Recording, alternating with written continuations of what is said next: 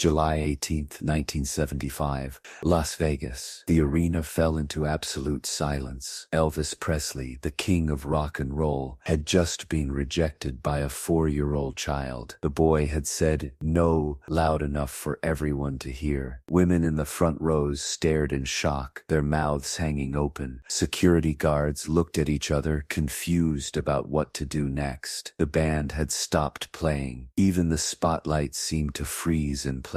But what Elvis did next transformed that embarrassing moment into one of the most entertaining moments of his entire career. This is the story of Tommy Jenkins, the only kid who ever said no to Elvis Presley, and the night that reminded 15,000 people why Elvis was more than just a performer. He was a master of turning awkward situations into pure magic. The International Hotel in Las Vegas was the crown jewel of Elvis's comeback era. After his triumphant return to live performing in 1969, Vegas had become his kingdom. He performed 2 shows a night, sometimes for weeks at a time, and every single show sold out within hours. The energy in those performances was electric, unpredictable, and absolutely magnetic. Elvis had a gift for reading the room, for knowing exactly what his audience needed at any given moment. He could be sexy and dangerous one minute, then tender and vulnerable the next. He'd joke with the crowd, flirt with the ladies, and create moments that people would talk about for the rest of their lives. But by 1975, things were starting to change. Elvis was dealing with health issues, personal problems, and the exhausting grind of performing night after night. Some nights, the old magic was still there. Other nights, you could see the weariness in his eyes. His band and crew worried about him constantly. Joe Esposito, his road manager, would later say that Elvis was going through one of the toughest periods of his life during this time. The divorce from Priscilla was still fresh and painful. His relationship with his daughter Lisa Marie felt strained by distance and circumstance. The prescription medications he'd become dependent on were affecting his performance and his health. But Elvis was a professional. No matter what he was dealing with behind the scenes, he'd walk out onto that stage and give everything he had. July 18th started like any other Vegas day for Elvis. He woke up in the afternoon, had his usual meal prepared by his cook Mary Jenkins, and spent time with his Memphis Mafia crew. They'd watch television, talk about old times, maybe play some touch football if Elvis was feeling energetic. Charlie Hodge, his longtime friend and guitarist, noticed that Elvis seemed particularly nostalgic that day. He kept talking about his mother Gladys, about the early days in Memphis, about when music was simple and pure. Charlie would later say that Elvis seemed to be searching for something that afternoon, some connection to the innocent joy that music used to bring him before fame complicated everything. The evening show was scheduled for 8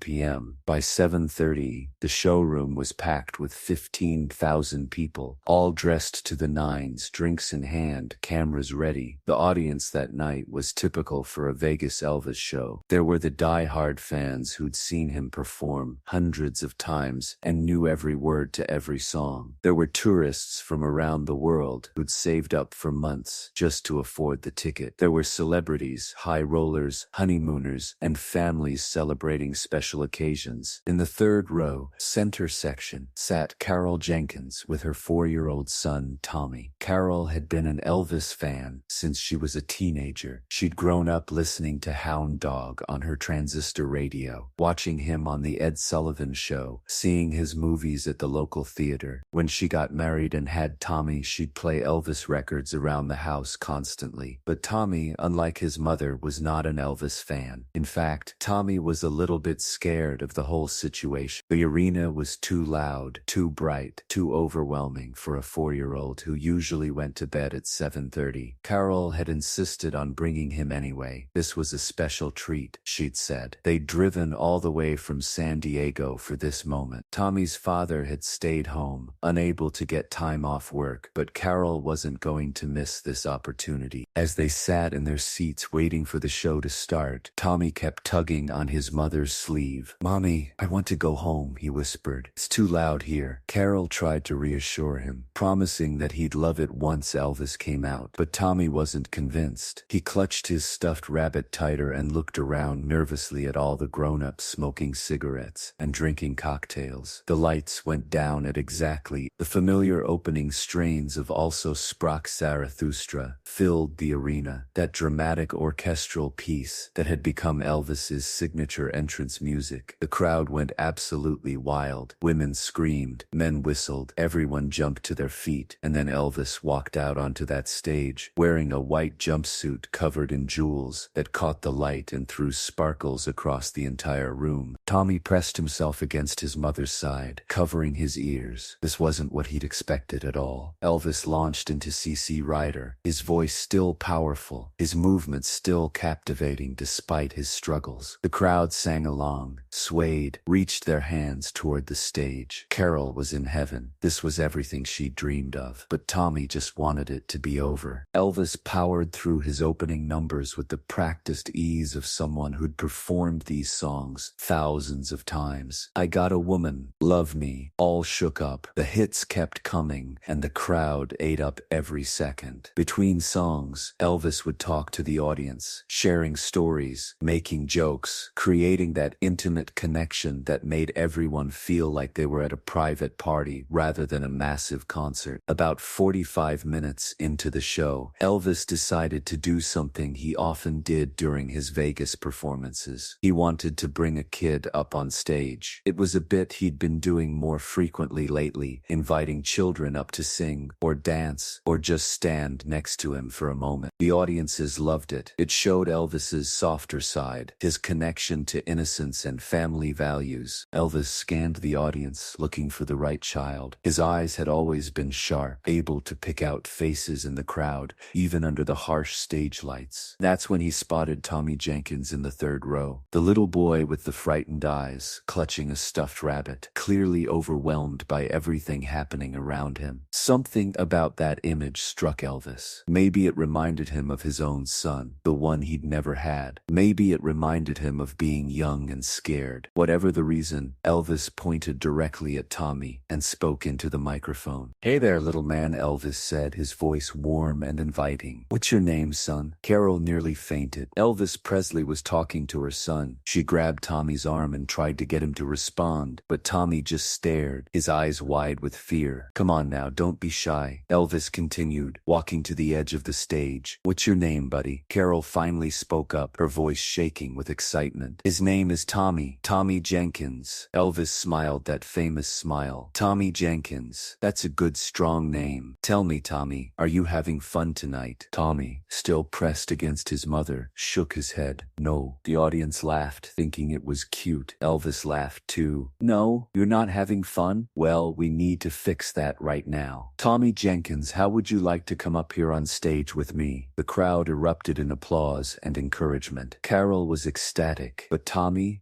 started to cry. "I don't want to, Mommy," he whispered, tears streaming down his face. Carol, caught between her lifelong dream and her son's obvious distress, didn't know what to do. The spotlight was literally on them now, and 15,000 people were watching, waiting to see what would happen next. Elvis, seeing the boy's tears, softened his approach. "It's okay, Tommy. You don't have to be scared. I'm just a guy who sings songs. Come on up here, and I promise I'll take real good care of you. Your mama can come too if you want." That seemed to help. Carol, trembling with excitement and nervousness, stood up and took Tommy's hand. Security guards helped them navigate through the crowd and up onto the stage. The whole process took about 3 minutes, and the entire arena watched in anticipation. When they finally made it onto the stage, Elvis walked over to greet them personally. He shook Carol's hand first, ever the gentleman. "Thank you for coming tonight, ma'am, and thank you for bringing this handsome young man." Carol could barely speak. "Oh my God, Elvis. I've been a fan since I was 14. I can't believe I'm standing here. I can't believe this is happening." Elvis smiled kindly. "Well, I'm honored to have you here. Now, let's see if we can make Tommy smile, okay?" He turned his attention to Tommy, who was still clinging to his mother's leg, his face red from crying, his stuffed rabbit clutched tightly against his chest. Elvis knelt down to get on Tommy's level, a move that showed his understanding of how intimidating he must seem to a small child. "Hey there, Tommy," Elvis said softly, his voice gentle and reassuring. "That's a nice rabbit rabbit you got there? What's his name? Tommy sniffled and looked at his rabbit. Mr. Hoppy, he said quietly. Mr. Hoppy, Elvis repeated. It's a great name. I bet Mr. Hoppy is very brave, isn't he? Tommy nodded slightly. Well, you know what? I think you're brave too. It takes a lot of courage to come up here in front of all these people. I'm proud of you, Tommy. The audience was eating this up. Women were already dabbing at their eyes with tissues. This was the Elvis they loved, not just the sexy performer, but the kind, genuine man who could connect with anyone, even a scared 4-year-old. Elvis stood back up and addressed the crowd. Ladies and gentlemen, I want you to meet my new friend, Tommy Jenkins, and his beautiful mother, Carol. Let's give them a big round of applause. The arena erupted in applause and cheers. Carol was beaming, tears running down her face. Tommy was still scared, but the crying had stopped at least. Now, Tommy, Elvis said, I was thinking maybe you could help me sing a song. Would you like that? Before Tommy could answer, Elvis gestured to his band. Boys, let's do Love Me Tender for Tommy and his mama. The band began playing the familiar opening chords to one of Elvis's most beloved songs. Elvis pulled a stool onto center stage and sat down, then patted his knee. Come here, Tommy. You can sit right here with me while I sing. This is where everything changed. Carol gently pushed Tommy toward Elvis, encouraging him to go sit on the king's lap. Tommy took a few hesitant steps forward, still clutching Mr. Hoppy. Elvis held out his arms welcomingly, that famous smile on his face. And that's when it happened. Tommy stopped walking. He looked up at Elvis with those big, scared eyes.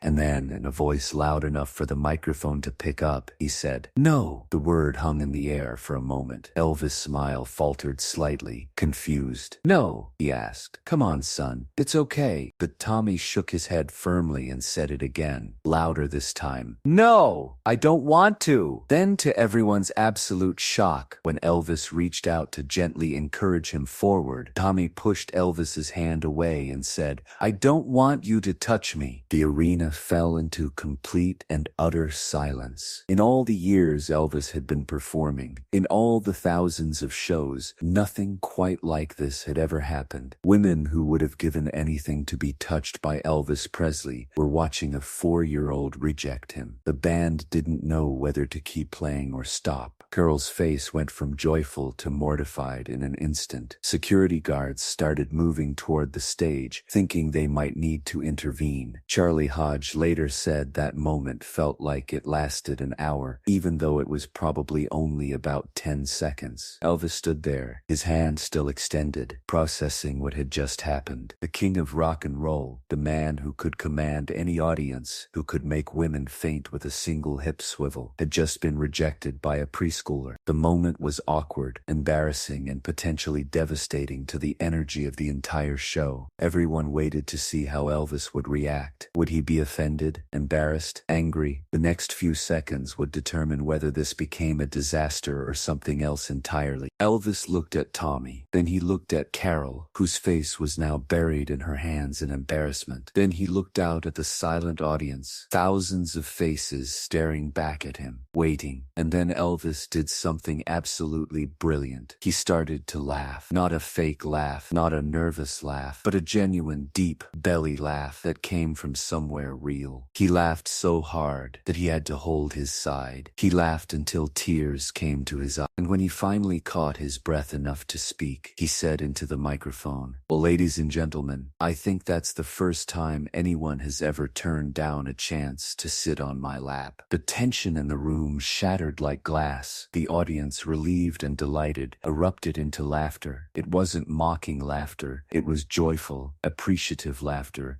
at Elvis's ability to handle the situation with such grace and humor. Elvis kept going, playing up the comedy of the moment. "You know my daughter Lisa Marie, she pushes me away too sometimes. I guess I'm not as cool as I thought I was." More laughter. "Tommy Jenkins, you might be the smartest person in this room right now. You're the only one brave enough to tell Elvis Presley no." Elvis walked over to Tommy, who was now standing frozen in place, confused about whether he was in trouble. Elvis knelt down again, getting on eye level with the boy, and this time he kept his distance, respecting Tommy's boundaries. "Tommy, I want to tell you something important," Elvis said, his voice gentle but carried clearly through the arena by the microphone. "You did something really brave just now. You told me no when you didn't want to do something, and that's exactly what you should do. Don't ever let anybody, not even a famous singer, make you do something you're not comfortable with. You understand?" Tommy nodded, still confused, but sensing that he wasn't in trouble. Elvis continued, "I think you and I got off on the wrong foot. How about we start over? I'm Elvis. It's nice to meet you, Tommy." He held out his hand for a handshake, giving Tommy the choice. Tommy looked at the hand, then at his mother, then back at Elvis. Slowly, tentatively, he reached out his little hand and shook Elvis's much larger one. The audience went wild with applause and cheers. "There we go," Elvis said, standing back up. "That's much better. Now, Tommy, I was thinking maybe we could make a deal. You don't have to sit on my lap if you don't want to, but maybe you could stand right here next to your mama, and I could sing a song for both of you. How does that sound?" Tommy, feeling more comfortable now that the pressure was off, nodded. Elvis turned to Carol. "Ma'am, why don't you have a seat right here?" he said, bringing over 2 chairs. "You and Tommy can sit right here on stage, and I'll sing Love Me Tender just for you two. Is that all right?" Carol, still mortified but grateful for Elvis's kindness, nodded enthusiastically. She sat down in one chair and pulled Tommy onto her lap. Elvis positioned himself a few feet away, giving them space, but still close enough that it felt intimate and special. He picked up his guitar, something he didn't always do during the Vegas shows, and sat down on his stool. "This song is for Carol and Tommy Jenkins," Elvis said to the crowd, "and for all the mamas and their children out there. This is Love Me Tender." What followed was one of the most tender, genuine performances of that song Elvis had ever given. He sang it slowly, sweetly, looking directly at Carol and Tommy the whole time. Carol was crying happy tears, overwhelmed by the whole experience, and Tommy, no longer scared, watched Elvis with curious eyes, finally seeing what his mother had been talking about all these years. When Elvis hit the high notes, Tommy's eyes would widen. When Elvis smiled at him, Tommy would smile back shyly. The connection that Elvis had tried to force earlier was now happening naturally, on Tommy's terms, and it was beautiful. When the song ended, the audience gave Elvis a standing ovation that lasted nearly 2 full minutes. People weren't just applauding the performance. They were applauding Elvis's grace, his humility, his ability to turn what could have been an embarrassing disaster into something touching and memorable. Elvis stood up and walked over to Carol and Tommy. "Thank you both for being here tonight," he said. "Tommy, I want you to have something." He took off one of his famous scarves and gently draped it around Tommy's shoulders like a cape. "You wear that and remember that it's always okay to say no when something doesn't feel right. You're a brave kid, and don't let anybody tell you different." He turned to Carol. "Ma'am, you've raised a good boy there. He's got a strong sense of himself,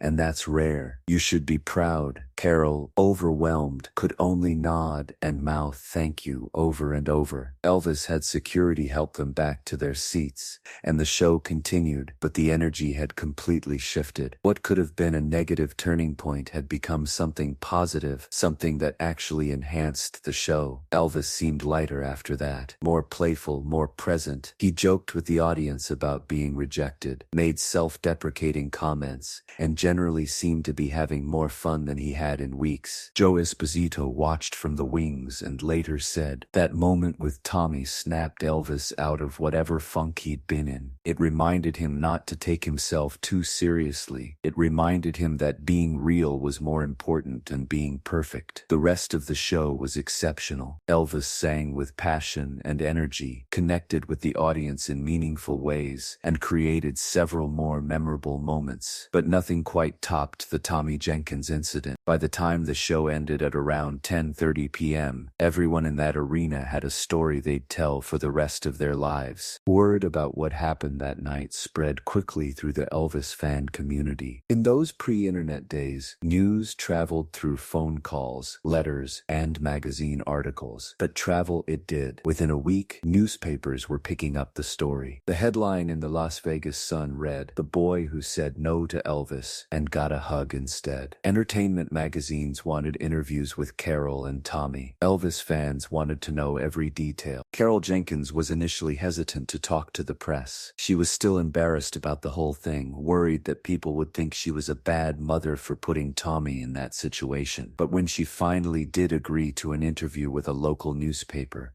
her perspective was thoughtful and grateful. "I was mortified when Tommy said no to Elvis," Carol admitted. "I thought I'd ruined everything, but Elvis handled it with so much grace and kindness. He didn't make Tommy feel bad. He didn't make me feel bad. He turned what I thought was a disaster into the most beautiful moment of my life. He showed my son that it's okay to have boundaries, that it's okay to speak up when you're uncomfortable. That's a lesson worth more than any autograph or photo." Tommy, of course, was too young to fully understand what had happened. In the days and weeks after the concert, he wore Elvis's scarf constantly, though he couldn't quite articulate why. As he got older, Carol would tell him the story over and over, and eventually, Tommy came to appreciate the significance of that night. In interviews years later, Tommy said, "I don't remember being scared. I don't remember saying no to Elvis, but I remember my mom telling me the story so many times that it feels like I do remember, and the lesson Elvis taught me that night, that it's okay to set boundaries, that being honest about your feelings is more important than pleasing people. That's something that shaped my whole life." For Elvis, the Tommy Jenkins incident became a reference point, something he'd think about and talk about for the rest of his life. In the months after it happened, people close to Elvis noticed a subtle change in how he approached his performances. He became more willing to let moments be imperfect, more open to spontaneity and genuine interaction rather than carefully choreographed showmanship. "That kid reminded me of something I'd forgotten," Elvis told Charlie Hodge a few weeks later. "He reminded me that people aren't props for my show. They're real people with their own feelings and boundaries, and I need to respect that." Elvis started being more careful about how he invited people on stage.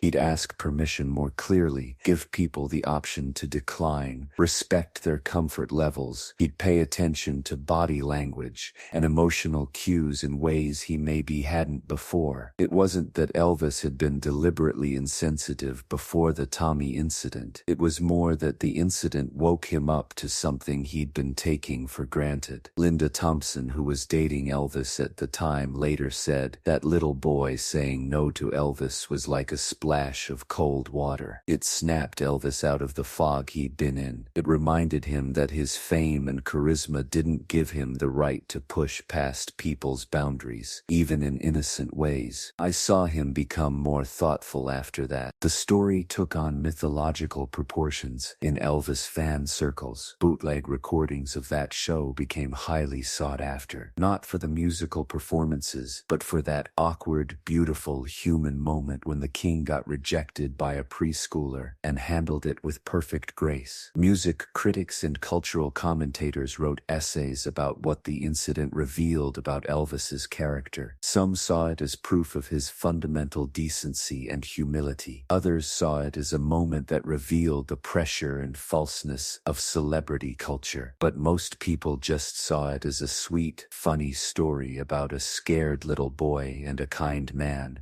who could have been angry but chose to be compassionate instead. Elvis performed in Las Vegas for 2 more years after the Tommy Jenkins incident. Those final Vegas shows were a mixed bag. Some nights brilliant, some nights sad, all of them shadowed by his declining health. But people who were at multiple shows during that period often noted that Elvis seemed to interact with audiences differently. After July 9th, he was warmer, more patient, more willing to let moments unfold naturally rather than forcing them. When he invited people on stage, he'd always make sure they were comfortable. If someone seemed nervous or reluctant, he'd back off and find another way to make them feel special. Tommy Jenkins and his mother never saw Elvis perform live again, though they wanted to. Carol tried to get tickets for a show in San Diego in 1976, but it sold out before she could purchase them. She wrote Elvis a letter, thanking him again for his kindness to Tommy,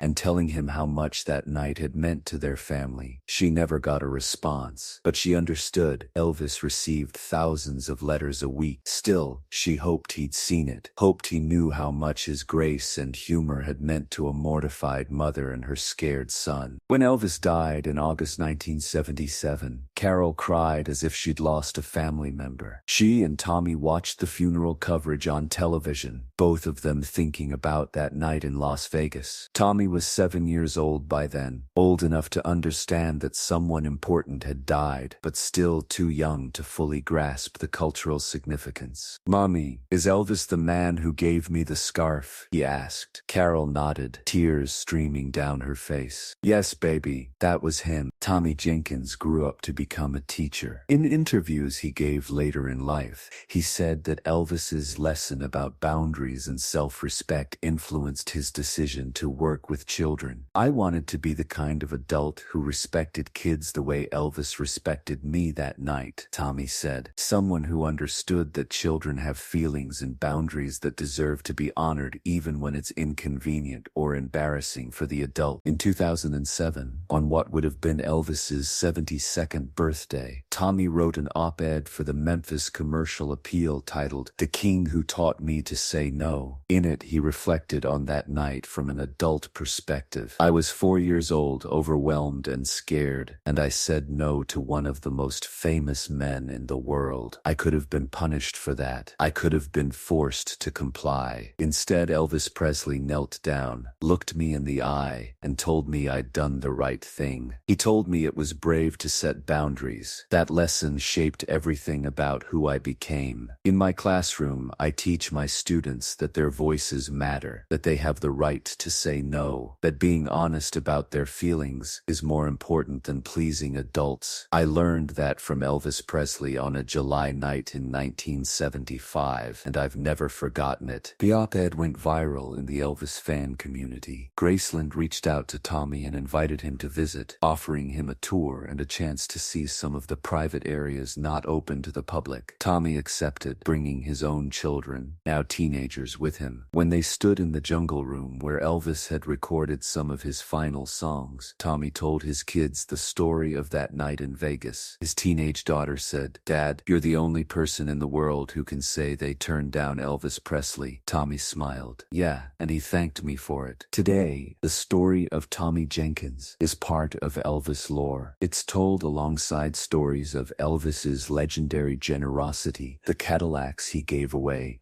the charity work he did quietly, the fans he helped in their moments of need. But the Tommy story is unique because it shows a different kind of grace. It's not about Elvis's generosity with money or gifts. It's about his generosity of spirit, his ability to handle rejection with humor, his willingness to respect a child's boundaries even when it created an awkward moment. In our current era, when we're having important conversations about consent, boundaries, and respecting people's autonomy, the Tommy Jenkins story feels especially relevant. Here was a moment in 1975 when a powerful, famous man respected a child's clearly stated boundary, even though it would have been easy to push past it. Even though the child saying no created an uncomfortable situation. Even though everyone in that arena would have understood if Elvis had been annoyed or offended. He chose respect over ego. He chose the child's comfort over his own convenience. And he did it publicly, showing 15,000 people how an adult should respond when a child sets a boundary. The story of Elvis and Tommy Jenkins reminds us that greatness isn't just about talent or fame or success. It's about how you treat people when you have the power to treat them poorly. It's about how you respond when things don't go according to plan. It's about whether you prioritize your ego or other people's dignity. Elvis Presley was one of the most famous entertainers who ever lived. He could have demanded respect, could have been offended by a child's rejection, could have turned that moment into something ugly. Instead, he laughed. He validated the child's feelings. He turned embarrassment into connection. He showed showed 15,000 people what real strength looks like. That night in Las Vegas, a scared 4-year-old boy named Tommy Jenkins said no to Elvis Presley, and Elvis, the king of rock and roll, said, "Thank you for being brave enough to tell me no." That's the moment that maybe best captures who Elvis really was. Not the jumpsuits and the hits and the fame, but the fundamental decency and humanity underneath it all. If this story touched your heart, make sure to subscribe and hit that like button. Share this video with someone who needs to hear about the power of respecting boundaries and treating people with grace. What's a moment when someone in power showed you unexpected kindness? Let us know in the comment. And don't forget to ring that notification bell for more untold stories about the human moments behind music's greatest legends.